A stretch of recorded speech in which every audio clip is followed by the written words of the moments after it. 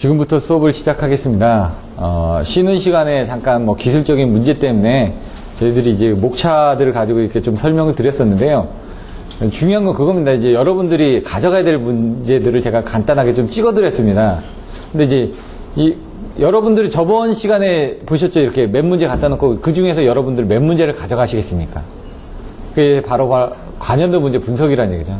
그래서 제가 쉬는 시간에 앞에서부터 해가지고 대략적인 문제를 찍어드렸는데 그 문제들을 가지고 빈도수가 높은 문제들을 가지고 1월 달부터 해가지고 간단하게 이렇게 요약을 해드릴 겁니다. 그때 한 2번 정도 이렇게 요약하는 식으로. 그래서 이 책을 다 나가지는 않을 겁니다. 여러분들하고 얘기한 것처럼 이 책을 다 나가는 것보다는 왜 이 책에 있는 내용들이 거기서도 또 나오기 때문에 저야 이 책 가지고 하는 게 편합니다. 왜냐면 책 가지고 하는 게 편한데 그게 아니라 자료들 가지고 이것저것 보여드리고 하면은 불편하니까. 그래서 나중에는 이제 책을 만들 겁니다. 만들기는. 왜냐면 학원에서 강의를 하려면 자기 책이 있어야 되거든요, 결국은. 네, 제가 지금 맨날 남의 책들만 가지고 하다 보니까 자료들도 제대로 못 보여드리고 그런 부분들이 있는데요. 대신 이제 그런 부분들을 많이 받아가지고 여러분들이 자기 걸로 만드셔야지만 됩니다. 그래서 그런 것들을 나중에 요약을 해가지고 한 달 동안 빠른 시간 내에 일단은 책 한 권을 띄는 게 중요하거든요. 어떻게든 한번 봤다. 여러분들 보시면 목차부터 봅니다. 영문법 책도 보시면 어떻게 합니까? 빨리 해서 보고 또 보면은 또 보입니다. 또 보면 또 보이고요. 처음에 계속 보다 보면 거기서 자기가 잘 안 보이는 부분이 있고 잘 보이는 부분이 있습니다. 잘 보이는 부분을 계속 가져가시고 잘 안 보이는 부분은 계속 노력하셔가지고 자기 걸로 만들어 가셔야지만 됩니다. 터빈 발전기까지 했고 나머지 부분은 진행할 겁니다. 나머지는 이제 쉬는 시간 없이 가능하면은 진행을 할 거니까 힘드시면은 좀 왔다 갔다 하시면서 이렇게 시간을 맞춰 드리겠습니다. 왜냐면 오늘 이제 중간에 기술적인 문제 때문에 좀 쉬는 시간이 길어지다 보니까 여러분들이 뭔가 많이 가져가야 되거든요. 근데 중간에 또 쉬게 되면 상황을 봐가지고 쉬고 다시 하든가 하는데 그거는 1시간 이제 20분 정도밖에 안 남았으니까 그냥 연장 계속해서 많은 부분을 좀 할애하도록 하겠습니다. 내용들 보시면요.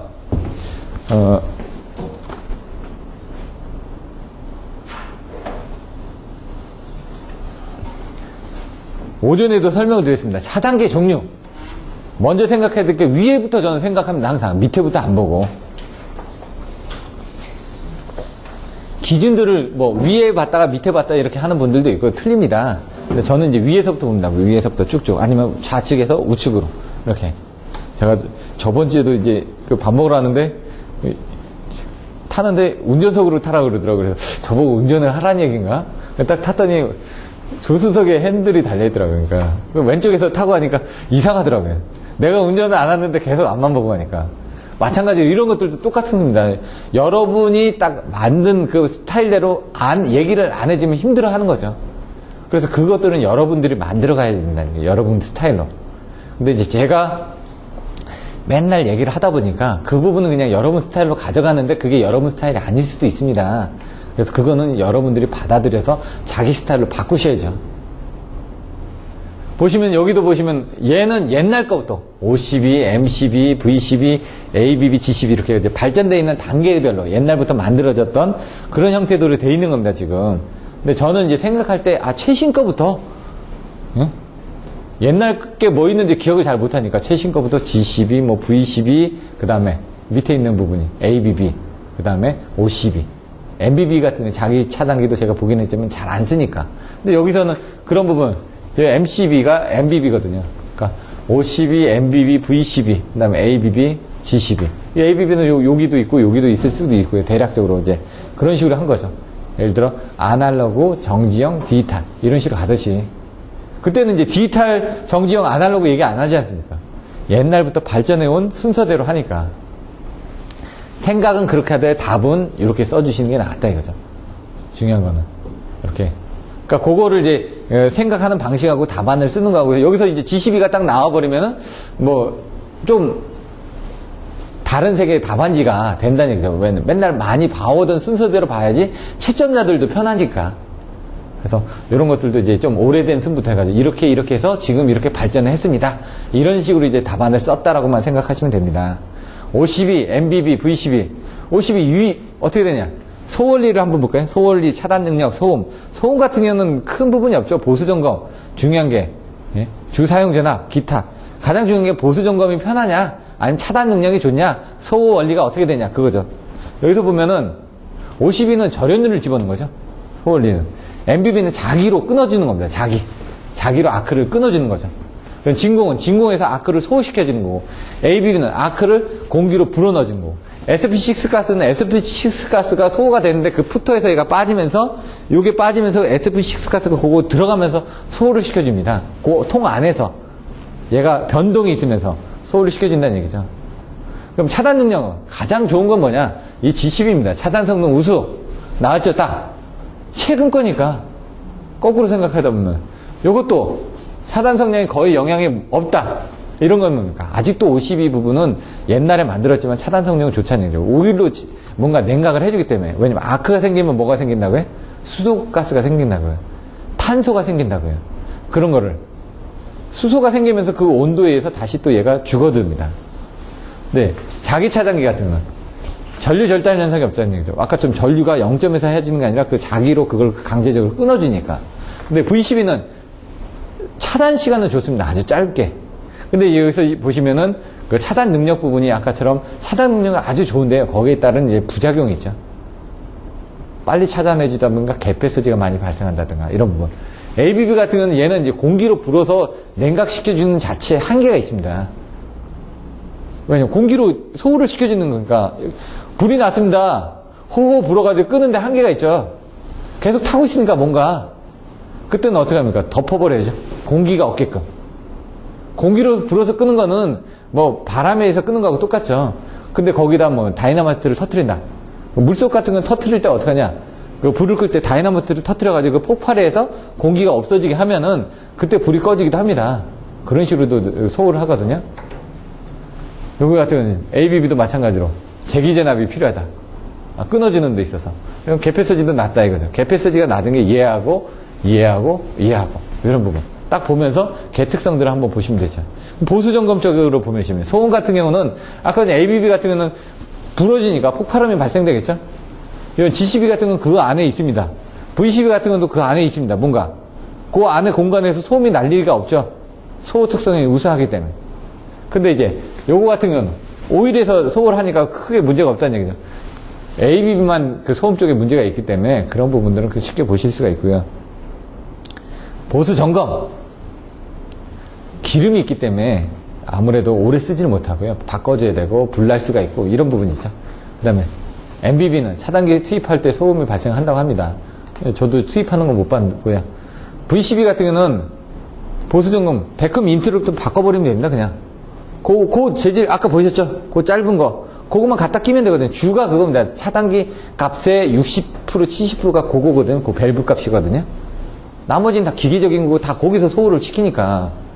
근데 SP6 가스 같은 경우는 가스가 주성분이죠. 가스가. 근데 가스 값이 비싸다는 얘기죠. 근데 가스가 밀봉이 돼서 새지만 않으면 됩니다. 근데 이제 그 회사가 크게 두 가지 회사로 있는데요. 이제 A로 시작하는 회사하고 S로 시작하는 회사가 있습니다. A로 시작하는 회사는 이제 그 가스 압력이 좀 높다 보니까 좀 보수 점검이 필요합니다. 근데 S로 시작하는 회사는 이제 가스 압력이 좀 작기 때문에 잘 안 빠져나온다는 얘기죠. 왜? 압력이 이렇게 비슷하면 얘가 누수가 잘 안 되는데 압력이 차이가 나면은 뭔가 이 중간에 밀봉이 제대로 안 됐으면 얘가 잘 빠져나옵니다. 압력을 작게 할 수 있다는 건 뭔가 걔네들이 저렴 부분이야. 압력을 세게 하는 건 뭔가 힘이 약하니까 더 센 압력으로 밀어넣어야지만 소호를 시켜주는 거죠. 가스는 동일한데 구조적인 문제가 있는 겁니다. 약간 구조적으로 소호를 시켜주기 위한 구조적인 문제 때문에 그렇게 되는 거거든요.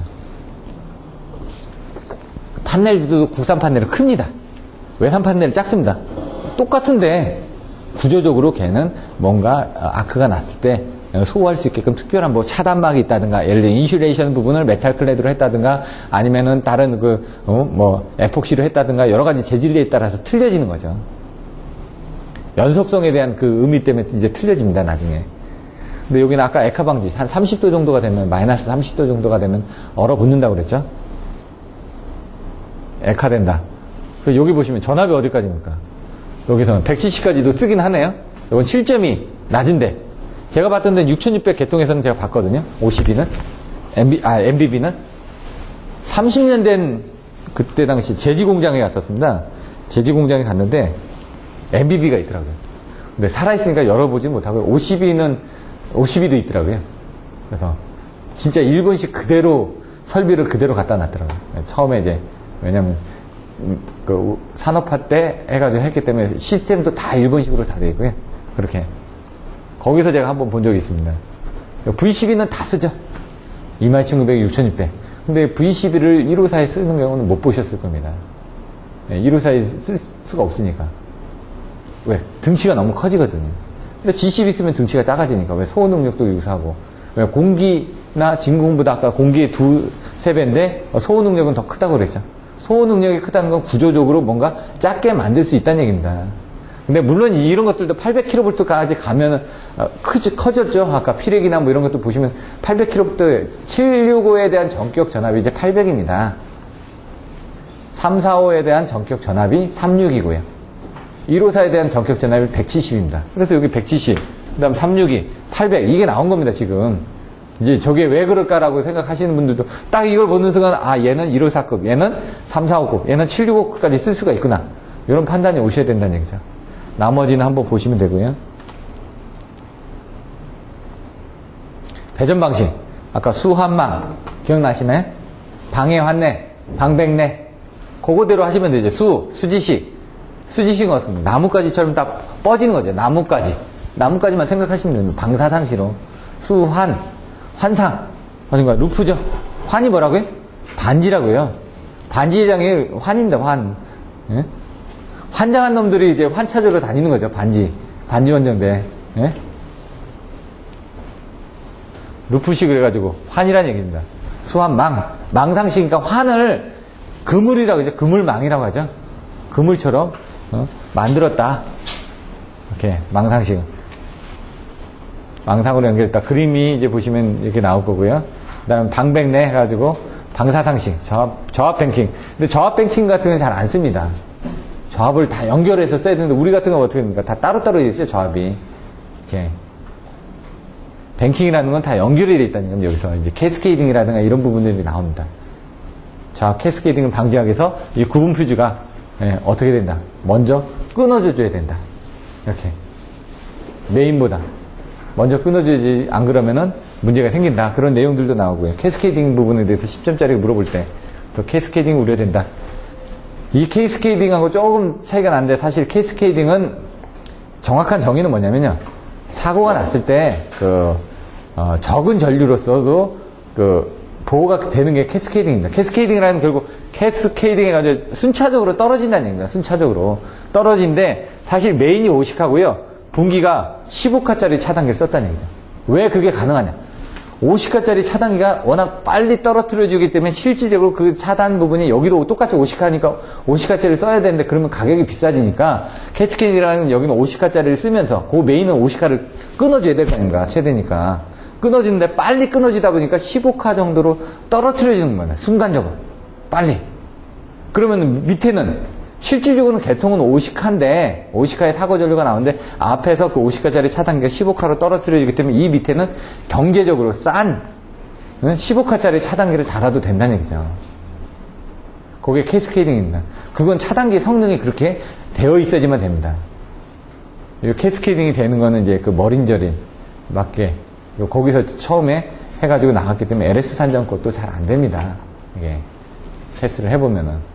그러니까 머린저린 같은 경우는 100% 전수 검사를 해가지고 테스트를 해서 그 백데이터를 가지고 제품을 설계를 하다 보니까 좀 과설계가 돼 있죠. 어떻게 보면. 비싸고. 근데 LS 산정 같은 경우는 그거를 이제 특별한 케이스에서만 되면 되니까 전수 검사가 아니라 이제 몇 개만 해가지고 샘플링을 해서 만들다 보니까 좀 한두 번 쓰다 보면 그 특성이 변하게 됩니다. 그래서 사실 이런 거 테스트 하려면은 다 갖다가 테스트를 해야 되거든요. 하다 보면 안 되는 게 있다는 얘기죠. 그러려면 이제 돈이 들어가죠. 모든 게 다 똑같아야 되니까. 그래서 가격이 비싸지는 겁니다. 그게. 차단기 가격? 일반 차단기 한 2.5배 합니다. 비싼 게 당연하죠. 근데 아직도 중요한 데는 그걸 씁니다. 돈이 들어도. 근데 캐스케이딩 같은 아까 좀 경제적으로 쓰기 위해서 하는 부분이기 때문에 돈이 없으니까 쓰는 거거든요. 근데 돈이 없는데 쓰는데도 불구하고 그 성능이 제대로 안 나온다. 그러면 그 값이 원래 비싸다 이거죠. 50카하고 15카하고는. 그래도 그렇게 쓰는 부분들이 외국에는 있습니다. 근데 국내에서는 거의 안 쓰죠. 똑같이 쓰죠. 왜냐면 차단기 가격이 싸기 때문에. 외국에서는 차단기가 비싸기 때문에 그렇게 해서라도 낮춰서 쓰는데. 스폰 네트워크. 이것만 25점짜리로 따로 나온다고 말씀드렸죠. 스폰 네트워크. 그러면 이거는 스폰 네트워크 정의가 어떻게 되죠? 2개의 변전소에 양쪽에서 3개의 모선 이상이 들어와야죠. 최소. 일단 그거부터 생각하시면 되죠. 2분의 3, 12처럼 그림들 보시면은 2개의 변전소. 왼쪽에 변전소가 있고 오른쪽에도 변전소가 있습니다. 그림 그려주실 때 나중에 한쪽 변전소만 그리시지 말고요. 나머지 쪽도 하나 그려주셔야 된다 이거죠. 차변. 2개의 변전소에서 받은 거, 그럼 왼쪽에 전원 변전소 죽으면 끝이겠네요? 스폰 네트워크는 정전이 안 된다면서요. 그리고 가장 중요한 건, 변압기 1차 측에 차단기가 없다. 그리고 그 차단기가 어디 있자? 저쪽 전원 변전소에 있다. 그래서 사고 나거나 아니면 정전을 하고 싶어도 한전을 죽이지 않으면 안 된다. 여기도 죽여야 되는데 뭐, 이쪽도 죽여야 된다고요. 양쪽을 다 죽여야 되니까, 뭔가 보수 점검하기가 쉽지가 않다. 이런 거죠. 근데 사고의 구간에 따라서는 지금 요건 하나만 해놨습니다, 지금. 그러니까 스폰 네트워크 같은 경우는 이제 그쪽을 단독으로 쓰죠. 그 선로를 거의. 중요하니까 그걸 받아서 썼을 거 아닙니까. 3개를 갖다 썼으니까. 왜냐면 변압기 DL에. 근데 여기 같은 경우는 이 3개라는 부분도 한 개 변전소에서 쓰더라도요. 한 개 TR에서 다 가져오지는 않습니다. 다른 TR에서도 가져오죠. 뱅크가 다른 쪽에서 가져와야지. 왜? 그 TR이 죽을 수도 있으니까. 그러니까 그렇게 개념을 보면 여기도 이제 한 개의 변전소에 2개 TR 따르게 쓰는 거죠. 근데 여기도 다른 변전소에서 가져왔을 수도 있고. 그러면 이제 점차 신뢰도는 공급 신뢰도는 좋아지는 거죠. 근데 설비 이용률은 좀 떨어지는 거죠. 대신 그 피더 부분에 다른 것도 다 있을 겁니다. 왜냐면 보통은 변압기 2차 측에 DL이 한 7, 8개 됩니다. 그럼 4, 5개 정도만 씁니다. 2, 3개는 놔둡니다. 증설을 하기 위해서. 어떻게 될지 모르지 않습니까? 나중에 그쪽에 썼다 안 되니까. 그리고 이제 실제로 그만큼의 22,900 수용가들이 그렇게 없다는 얘기죠. 그 루트를 가져갈 만한 부분들이. 왜? 변전소를 적당한 간격으로 이렇게 짓다 보니까. 그 안에서는. 그런 부분. 그래서 여기 뭐가 있냐. 부하 개폐기가 있고, 네트워크 변압기가 있고, 프로텍터 퓨즈가 있고, 프로텍터 차단기가 있고, 여기서 이제 보호 맹점들이 나오죠. 네트워크 TR의 용량. 한 대가 정전이 되더라도 130% 과부하에서 8시간 운전이 가능할 거. 요거 계산하시면 됩니다. 최대 수위 전력 해가지고 계산하면 과부하를 해가지고 나면 100이 나옵니다. 사실. 그래서 이제 130%하고 8시간이 나온 겁니다. 그러니까 용량이 100이 있었는데 한 대가 죽었습니다. 그럼 200 가지고 운전을 할 거 아닙니까? 변압기 3대에서 2대로 빠졌으니까. 그러면 그때 그 용량 부분으로 계산을 해보면은 과부하로 130% 과부하가 걸린다면서요. 그렇게 계산해보면은 전체적으로 봤을 때는 용량이 이제 그 2대 용량 가지고 되기 때문에 지금 그 3대를 쓰는 거죠. 개념은. 자료를 보시면 되고요. 나중에. 네트워크 프로텍터에 이제 그 그림들이 나옵니다. 여기서 이제. 요런 그림을 딱 보셨을 때 여기서 이제 네트워크 프로텍터의 이제 역할, 스폰 네트워크의 역할, 특성이 뭐냐 이거죠. 동작 특성이. 제가 얘기했죠. 기차를 타고 간다고. 그래서 기차를 타다 보니까 기관차, 역무차 이렇게 처음에 외웠다고요. 역무차로 하니까 또 안 되더라고요. 나중에 역참으로 바꿨습니다. 히스토리가 있으니까 이제 저는 기억을 하는 겁니다. 기관차를 타고 다니다, 역무차를 타고 다니는데, 역무차로 하니까 67, 87, 그리고, 84, 그리고 78, 이렇게 외워야 되니까 좀 틀리더라고요. 역참으로 외우니까, 역차, 역전력, 차전력, 그 다음 무전압. 역전력도 차단이고, 차전력도 차단이고, 무전압은 투입이더라. 이게 좀 더 외우기 좋겠네? 그리고 역전력은 67이고, 차전력은 78이고, 무전압은 84고, 6, 7, 8 이렇게 오면 되겠네? 이런 식으로 이제 바꿔 나가는 겁니다. 자기가 스스로. 이제 그러다 보니까 그 흐름이 있기 때문에 그건 안 잊어버리죠. 자기가 만들었기 때문에. 여러분들도 이제 제가 그냥 임의적으로 맨날 얘기를 하는데 역참후 6, 7, 8 이렇게 얘기하는데 그게 나온 부분들을 서로 간에 뭔가 의미를 부여를 하셔야 된다는 얘기죠. 역전력은 거꾸로 치고 올라가면 차단하라 이거죠. 문제가 생기니까. 차단압은 메인이 살아있고 내가 죽어있다. 그러면 지금 이게 죽었다가 다시 자기가 알아서 투입을 하라 이거죠. 무전압 투입. 여기 앞에가 살았고 뒤에가 살아있으면 차전압 투입이나 무전압 투입이나 거의 비슷합니다. 개념은. 근데 약간 틀린다고요. 여기는 네트워크 모선이 무전압일 때 전원이 공급이 되면 밑에 부분이 무전압이었다가 전압이 공급이 되면은 차단기가 위하고 차전압하고 어느 정도 되어 있으면 차단기가 자동으로 들어가는 얘기죠. 왜냐면 전압이 살았다고 해서 차단기가 바로 들어가는 게 아니라 누군가 해줘야 되거든요. 전압이 살았어도 차단기를 집어넣어줘야 되는 거죠. 왜? 얘가 병렬로 되어 있기 때문에. 예? 한쪽이 살면은, 왜냐면 지금 1번, 2번, 3번이 있습니다. 1번이 죽었습니다. 1번 차단기가. 2번, 3번도 죽었습니다. 그러면 2번, 3번에 연결되어 있는 부스가 죽었다가 2번이 살았습니다. 2번이 살면 어차피 그 피더가 살았으니까 병렬 운전을 할 수 있는 거 아닙니까? 그러면 1번하고 3번이 들어가는데 1번하고 3번이 들어가면서 이제 차전압으로도 또 들어가죠. 전압 차이로도 들어갈 수도 있고 아니면 근데 이제 거꾸로 치고 들어가면 안 된다는 얘기예요. 저쪽이 사고가 나면 얘가 차단을 해줘야 된다는 얘기예요. 거꾸로 투입이 되면은 거꾸로 사고 전류가 위로 올라갈 수가 있으니까 그런 내용들을 봐주시면 되고요.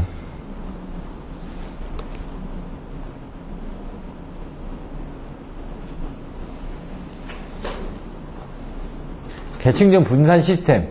이게 지금 아까 그 스카다, DCS, 분산 제어 쪽으로 설명을 하고는 있는데요. 주는 뭐라고요? 분산 제어라는 부분이 발성 배제는 없기 때문에 EMS라는 얘기죠. 결국. 다 제어한다. 발전소도 제어하고, 송전선도 제어하고, 배전 쪽도 다 제어하고. 그거니까요. 그래서 EMS 쪽에서 어떻게 제어하냐. 개통 운영 영업을 총괄한다. 전력거래소에서 다 하는 거죠. 주변전. 여기 보시면 기계 발급 안자원에서 계획 및 운영 기능, 기계 발전원, 발전 제어 기능, 기계 급전원 모의 훈련 그래요. 급전원 훈련 모의 기능, 뭐 이렇게 급전원 모의 훈련 모의나 모의 훈련이나 이렇게 기계 발급 안전도 제어, 안전 제어 기능, 자료 취득 기능, 자료 연계 기능, 예? 원방 감시 기능, 뭐 이런 식으로 원방 멀리서 한다는 얘기죠. 자료를 받는데 멀리서도 받아가지고 제어도 하고 뭔가 할 수 있다는 얘기죠. 리모트 컨트롤이 된다. 그러니까 발전소 저 멀리 있지만 여기 전력거래소에서 너 꺼 그러면 끄지 않습니까? 발전소. 너 집어넣어 하면 집어넣지 않습니까? 전화로 집어넣을 수도 있지만 버튼만 누르면은 자동으로 들어간다는 얘기죠. 왜? 그쪽으로 컨트롤할 수 있게끔 통신이 다 돼 있으니까. 물론 이제 그 관계에서 투입하기 전에 그쪽하고 다 연락은 하겠죠. 근데 연락 없이도 얘네들이 마음대로 외부에서 들어와서 왔다 갔다 할 수 있다는 얘기죠. 그래서 통신망 같은 게 이제 중요한 부분이 나중에 보면은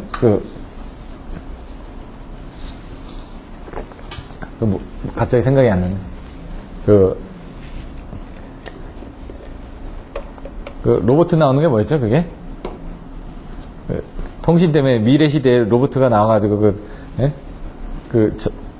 국방부에 저기 들어가가지고 로봇들을 다 제어해가지고 막 핵전쟁 일어나고 했던 거 갑자기 생각이 안 나네. 저기 아놀드 슈왈츠제네가 나와가지고 딱 하는 그 시리즈 있잖아요. 터미네이터. 거기서도 보면은 결국은 반도체 칩 하나를 인공지능을 개발했더니 걔가 똑똑해져가지고 자기가 스스로 통신망을 장악해가지고 충분히 그럴 수가 있습니다. 왜 지금 로봇 같은 경우도 우리가 그냥 그 펌웨어를 심어놓고 거기에 대해서 지금 자동적으로 하게끔 돼 있는데 그게 자동적으로 연산을 할 수가 있다는 얘기죠. 그런 건 뭐 퍼지 제어, 뭐 뉴런 제어 여러 가지 나왔잖아요.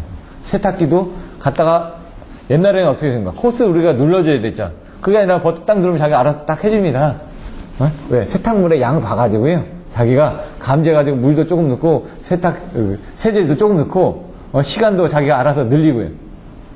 물론 이제 돈이 비싸지. 신발도 넣으면 신발도 알아서 뽀송뽀송하게 이렇게 밑에다 만드는 거야. 똑같은 세탁기인데 세탁기 밑에 공간이 비어 있거든요.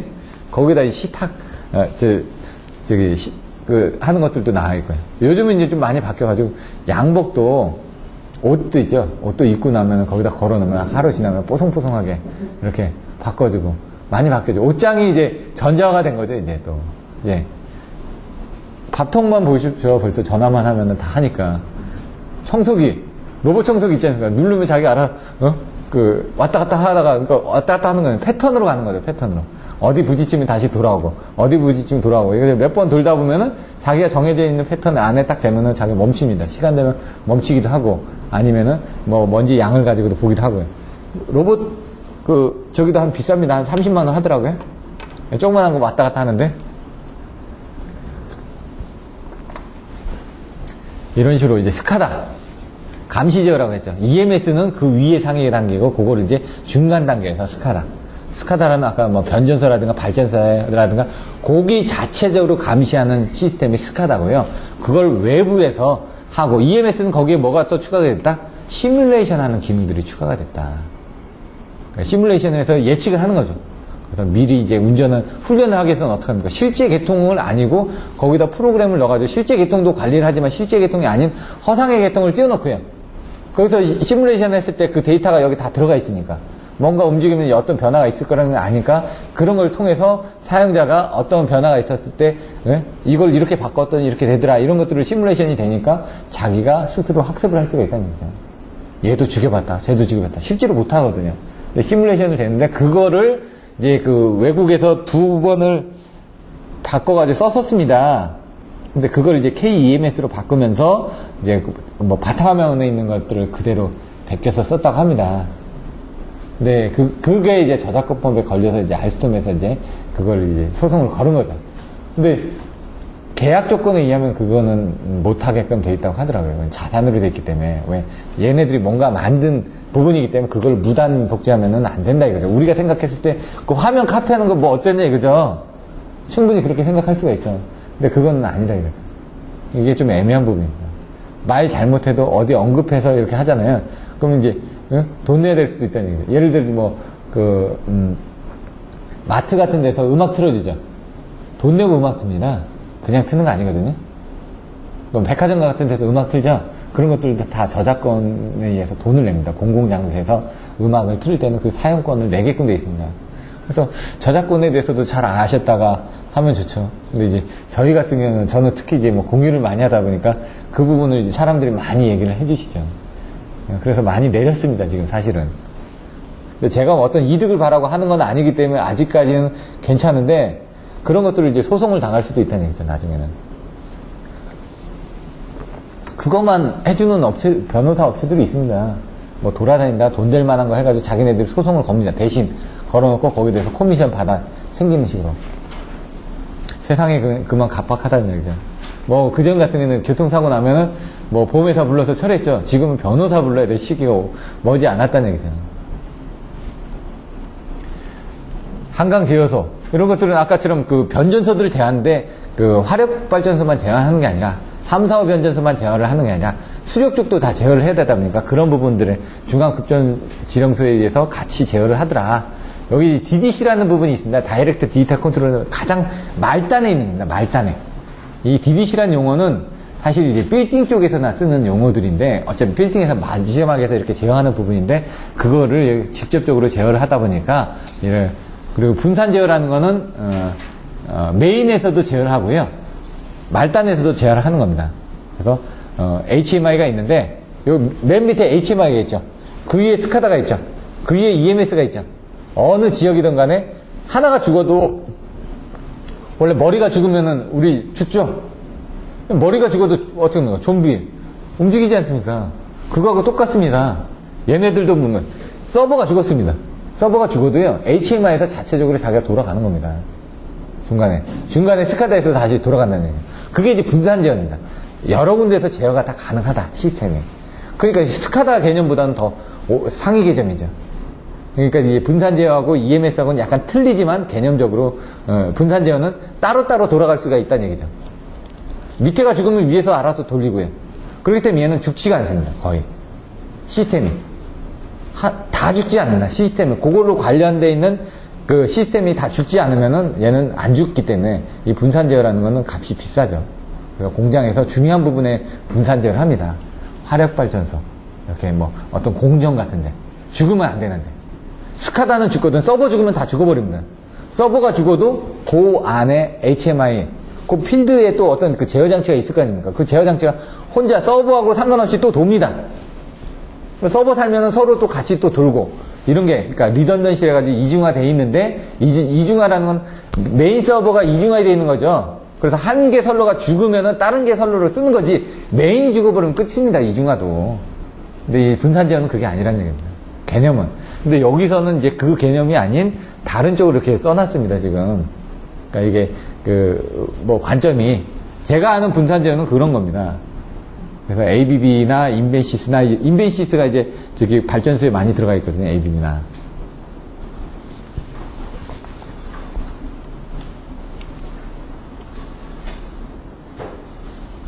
이건 CNCV 종류 차이점이 있는데 이건 그냥 한번 보십시오. 여기서 CN, 뉴트럴이 있다는 얘기죠. CV, CN 있고 CNCV가 있다. CNCV는 중성선이 있는 거고요. 선이 있는 거고, CV는 선이 없습니다. 금박지 테이프 같은 이렇게 판이 이렇게 돌아가 있습니다. 그렇기 때문에 면적이 별로 안 되기 때문에 지락질을 충분하게 못 들리는 거고요. FR, Fire Redundant 해가지고 리머넌트라고 되어 있는데 방하죠. 불에 안 타는. 그리고 CNCO로 나가면서 이제 다시 W가 있죠. 수밀층이 있다는 얘기죠. 또 CNCV, CNCVW, CNCOW도 있고요. O는 제가 뭔지 잘 모르겠습니다. 그거는 한번 봐야 되는데 보통 이제 중성선은 상선의 33%에서 34% 정도 됩니다. 100스퀘어짜리는요 중성선이 34스퀘어입니다. 60스퀘어짜리는 22스퀘어입니다. 그럼 63, 뭐 30%가 좀 넘죠? 30%에서 40%대 사이입니다. 거의. 단권면 아까 설명드렸죠? 권선이 가운데가 있습니다. 블록건선. 근데 여기서 보시면은 딱 중요한 게 V1하고 V2에서 아이언하고 I2 V1하고 V2는 알겠는데 아이언하고 I2를 자세히 보셔야지만 됩니다. 단권변압기 세대 조합하여 YY 델타에서 결선한다. 오전에 변전소 그림 보셨죠? 1차 권선하고 2차 권선 쪽은 부싱은 거의 똑같죠? 근데 뭐라고요? 중성선이 가운데 있었죠.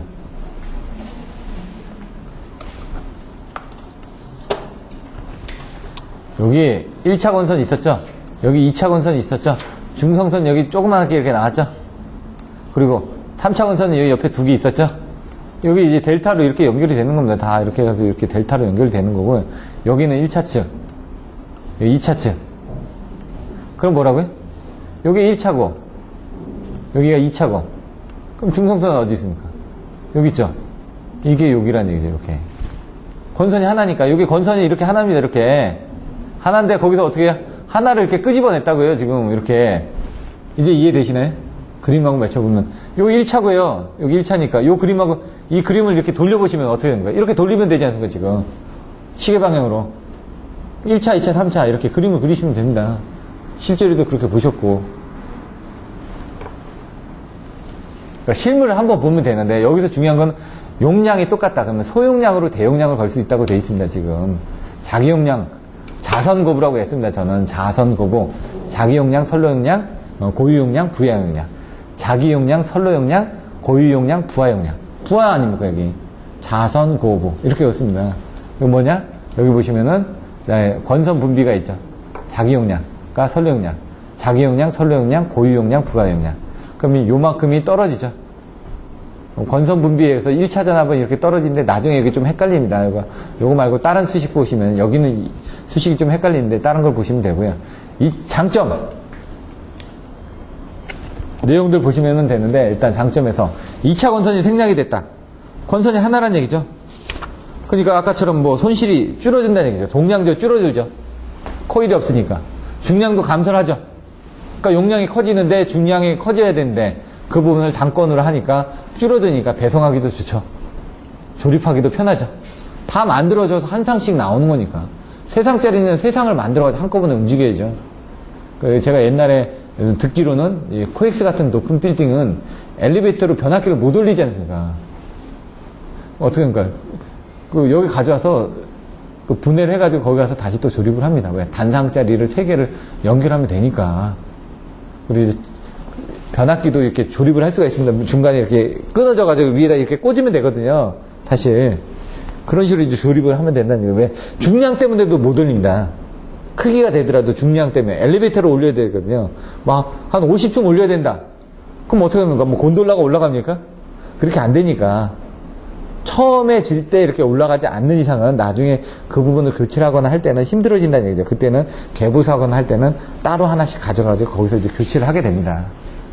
빌딩을 다시 허물고 질 수는 없지 않습니까? 고유 용량, 부하 용량 있었죠, 이렇게. 고유 용량보다 부하 용량이 크다. 아까쯤에 소용량으로 해가지고, 자선 고부라고 했죠? 1차 측이 고유 용량입니다. 2차 측이 부하 용량입니다. 근데 부하 용량이 크기 때문에 소용량의 변압기로 해도 뒤쪽이 크다라는 얘기예요, 뒤쪽이. 앞에하고 우리가 용량이라고 하면 앞에하고 뒤에 부분이 같아야 되는데, 얘는 전류 차이가 생기기 때문에 뒤에를 더 많은 부하를 걸 수가 있는 겁니다. 건수를 하나로 해가지고 전류가 분배가 되기 때문에. 근데 분배가 되는 부분이 이제 여기서 줄어들고 I2-I1이 되거든요, 거기 부분. 블록원선에는 누설 자석이 없다. 뭔가 빠지는 부분이 없다고 그랬죠. 아까 보시면, 이 뒤에 보시면 손실이 나와 있는데, 손실에는 무부하선, 부하선, 이렇게 있죠. 여기서 철선 부분 같은 경우는 어떻게 됩니까? 무부하선 아닙니까? 누설 자석에 의한 부분들. 자석이 빠져나가니까. 그럼 이제 여기서 누설 자석은, 이게 동선이 되겠죠. 동선에서 어떻게 됩니까?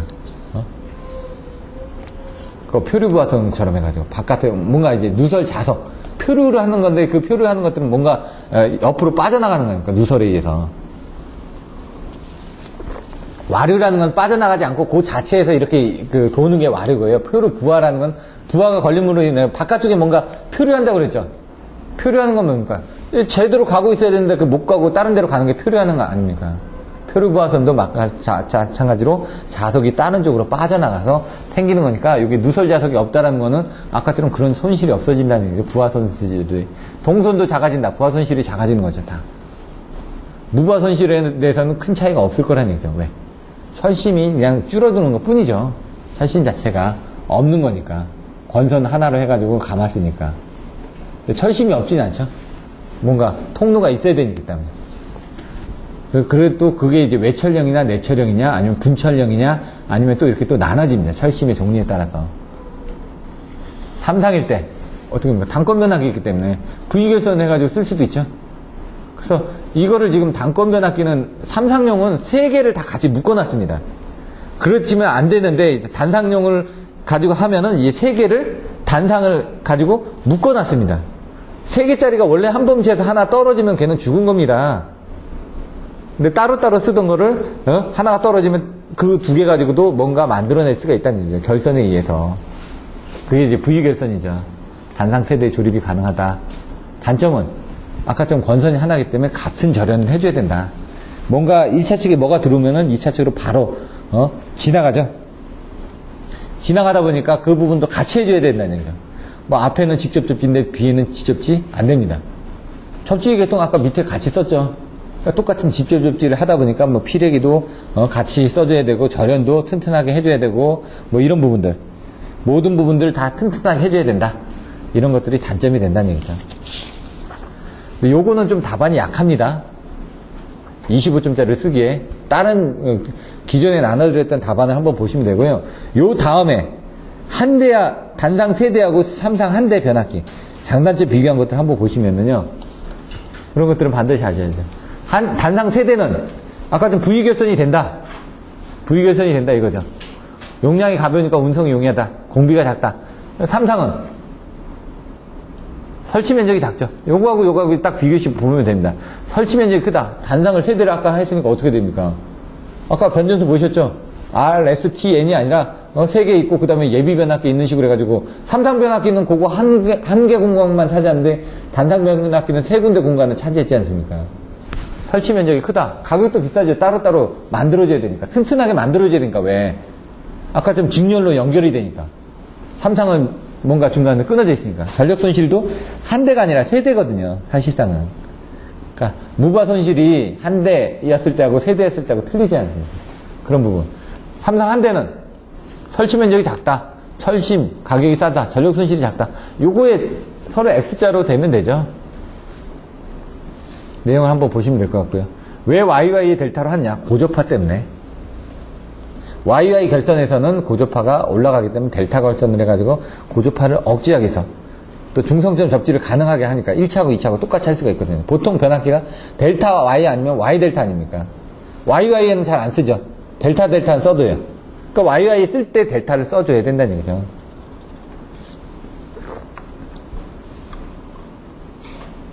예, 중요한 거는 이제 여기 전압을 2개를 얻을 수 있다. 뭐 이런 내용들도 나와 있고요.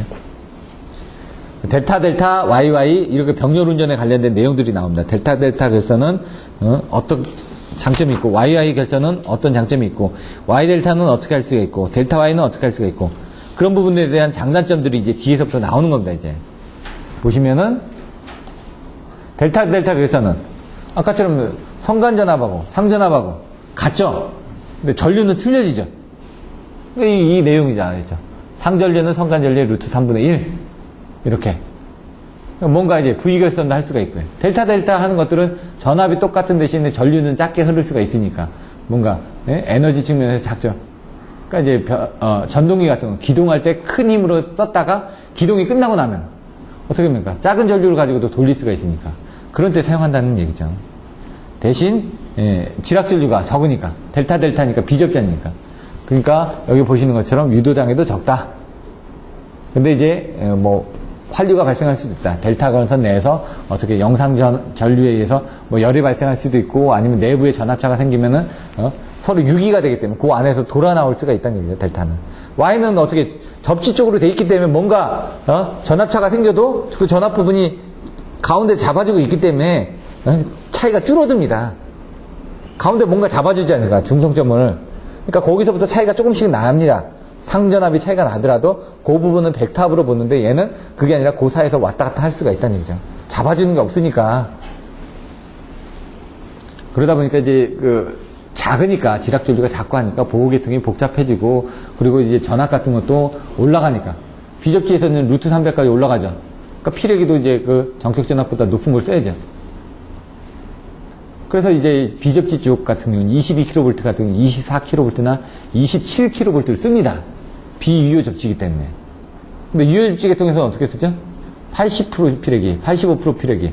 근데 115% 피레기가 있죠? 그게 바로 어떻게 됩니까? 66kV 아닙니까? 비접지 계통. 거의 72kV를 해가지고 계산하니까 뭐 84인가 나와가지고 115%가 나왔었죠. 그 다음에 이제 YY 결선.